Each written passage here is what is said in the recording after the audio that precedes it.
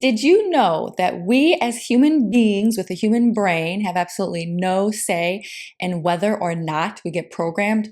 Most of the times this happens by default, programmed by society, the media, parents and family, authority figures, or culture. But we absolutely do have a say when we have this awareness of how we get programmed and who or what we allow to program us. So, welcome to this monthly series I'm calling Positive Programming for Cancer. This is the 14th episode, where you will hear real life, true, inspirational stories of cancer patients that have beaten the odds. What is so special about them? What is it that they did? How did they do it? In some cases, it's clear. In others, not quite as clear. But either way, the more your brain hears these types of positive success stories, the more it will believe and come to know that it is possible for you too. That's just how it works. Hi, I'm Dr. Lisa Matejka, and I help open-minded women in their 40s to 60s with breast cancer to heal themselves using a unique blend of naturopathic medicine, transformational life coaching, and energy work, my divine trifecta system. I help to guide you out of the maze of conflicting advice and into an empowering journey of healing, where you reconnect with your true essence, inner strength, achieving vibrant health with clarity, confidence, and compassionate support. Today, we have another beautiful story of a stage 4 cancer patient turned cancer coach, one of the many gifts cancer offers, a way to serve and contribute. Her name is Catherine White. It was November of 2014. She was driving home from an appointment and suddenly felt abdominal pain so severe, like something she had never experienced before, to the point of being on the ground, writhing in pain and screaming and almost passing out. At the hospital, she was given morphine to manage the pain, which would ease and then return. They did no tests, no scans, no labs.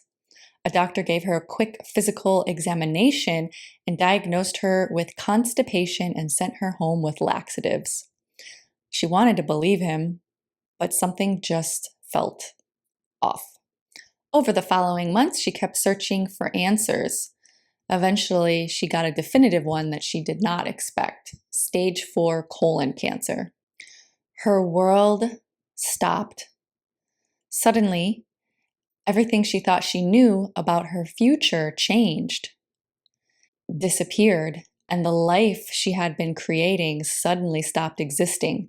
Instead of thinking about vacations, career goals, and growing older with her family, she was inundated with thinking about chemotherapy, surgeries, pathology reports, and just survival. Like many people diagnosed with cancer, she had many questions. She spent a lot of time asking these questions. How did this happen? How did she get this? And could this have been found sooner? I would just like to add here that in my coaching program, we do talk about asking ourselves better questions, as they are the steering wheel of the mind and direct focus. If we ask our brain a question, it automatically will try to find an answer, which is why it's important to ask it the right types of questions. So typically there are some disempowering questions and some empowering questions. Disempowering questions are things like, why me? Do I deserve this? Why did this happen? How did this happen? I mean, sometimes that can be an okay question, but depends on the context. What will everyone think? How will this affect everybody? Could this have been prevented? Could it have been found sooner? Is there something better I could have done? Empowering questions are things like, okay, what is the next step I need to take? What can I learn from this? What is the cancer trying to show me? Where is the gold here? What can I get out of this to help move me forward? How about this one? Why do I want to heal and become better? What are my strong reasons for living? What's my compelling future? And focus on that. Back to Catherine White. In August of 2015, it was about a year after her liver resection surgery, and suddenly she woke with a burning, throbbing, swollen leg and foot, which prompted her to go to the ER. The doctor walked in the room and she recognized him immediately.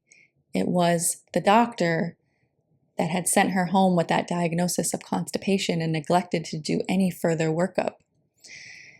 She said she recognized him from a situation before. After he said nothing, without looking up, said, "Oh, how did that situation work out?" And she simply said, "Stage 4 colon cancer."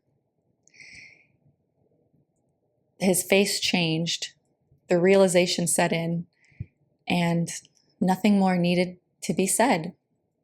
She says it was one of the most surreal moments of her cancer journey. You see, for a long time, Catherine White held her story as one of a missed diagnosis. What if the cancer had been found sooner? What if someone had actually ordered tests? What if someone had looked a little deeper? These are totally understandable and normal questions that would be asked. But again, they are the wrong questions. What if scenarios are fear-based and will always perpetuate fear, anxiety, frustration, anger, blame, victimhood, instead of different questions that could lead to hope, acceptance, courage, faith, and trust. Over time, she did realize something important. Even if she spent every day replaying that moment and those scenarios, nothing would change. The past was fixed, but she was moving.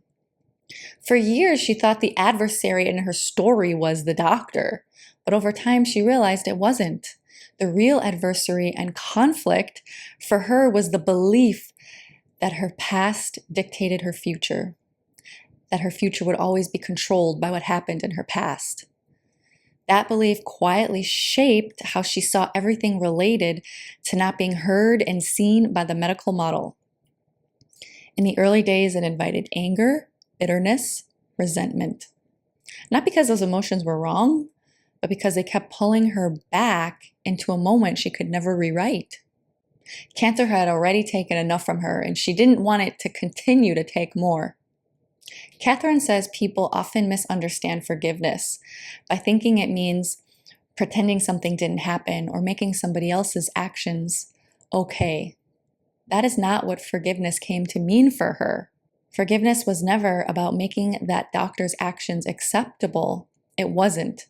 Forgiveness became the decision to not let that moment, that story, dictate the rest of her life forever. And she's absolutely right. Forgiveness is really not about the other person.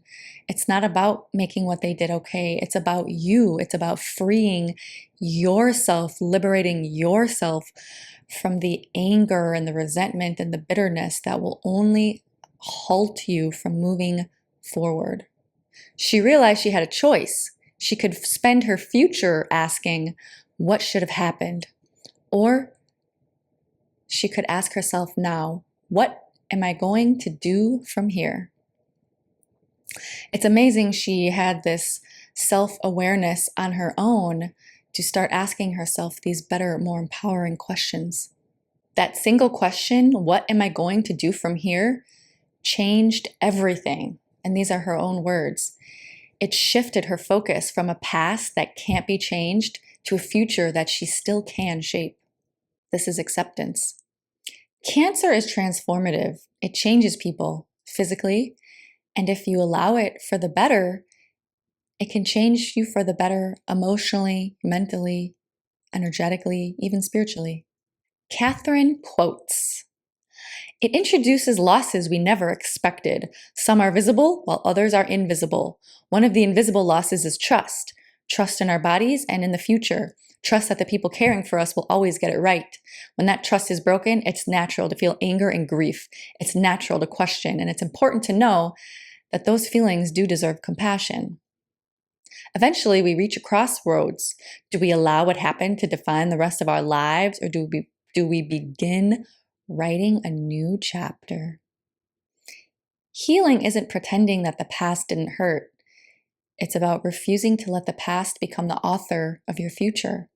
Whatever your story is, here are the questions she would ask you to ask yourself. What experience am I still carrying? What emotions have I been reliving from the past, especially over and over and over? What would become possible if I stopped letting that moment define who I am today? What kind of person do I want to become because of what I've lived through? You don't have to erase your story or minimize your pain, but you do get to decide what comes next. And that is more powerful than you may realize. And now, Catherine White is a cancer coach and author of the book, Living to Thrive, a holistic guide to living with cancer. And her story is amazing because you can see how transformational life coaching can be beneficial to someone who is on a cancer journey. The power of mindset, reframing, subconscious mind reprogramming, asking ourselves better questions. These are things she kind of came to on herself naturally, but these are the kinds of things that a coach can help you with. No wonder she came through a stage 4 diagnosis and is now over a decade later still cancer-free and thriving. This is the power of doing the inner work, where a coach can help you in a way no medical professional can. Of course, it's recommended to have both. You can have it all, and you can heal yourself. Speaking of, I have a free gift to share with you. Click on the link in the description box or the link in bio, and you will receive my free guide, a long article or short ebook on the 10 common healing factors among cancer survivors who beat the odds. If they can do it, so can you. This is a summation of researcher Kelly A. Turner's decades of research on those with cancer who had a spontaneous remission and all the things they had in common. You want to know what these are and start implementing them to the best of your ability. So I made a nice little easy read with all that info for you. Join me next month for positive programming, but don't wait.